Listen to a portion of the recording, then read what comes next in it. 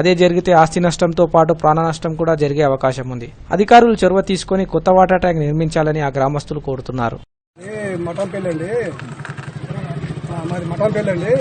SC colony, Rajiv colony.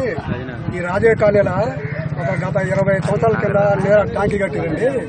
ఆ ట్యాంకీ ఎన్నిసార్లు collector గారికి నేను రిపోర్ట్ ఇచ్చిన, మన డిఎల్పీకి రిపోర్ట్కి ఇచ్చిన, గ్రామ సర్పంచ్ చెప్పిన, మరి గ్రామ సెక్రటరీ కార్యదర్శి చెప్పిన, మరి ఎండిఓ డెవలప్మెంట్ ఆఫీసర్ అండి ఒక ఎండిఓ గారికి చాలాసార్లు నేను నెంబర్లు ఇచ్చిన. ఈ ట్యాంకీ కూలిపోతుందండి. ఇప్పుడు ధనం మొత్తం కూడా నష్టపోతారు. చుట్టూ పక్కన బట్టి మొత్తం కూడా ఇల్లే ఉన్నాయి.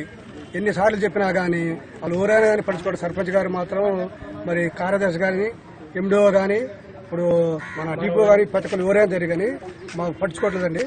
దయచేసి మీరందరూ పట్టించుకొని ఇమీడియట్ గా దీన్ని కూల్చాలండి. లేకపోతే మాత్రం మా చాలా నష్టపోతాం.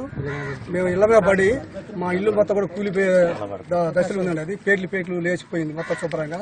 మీరు వచ్చి చూసిన అంతే ఉంటుంది. అప్పట్లో జోలగడ్డ రంగారెడ్డి ఉన్నప్పుడే దీన్ని కూలపాలని చెప్పన్నారు. ఇప్పుడు కూడా మాకు ఎలాంటి అసలు అసమర్థం లేదు. వాళ్ళు దయచేసి మేము ఎసి వాళ్ళం అండి. మా ఇళ్ల మీద పడి కూలి చచ్చిపోయేటట్టుంది. దాన్ని దయచేసి తొందరగా కూలపాలని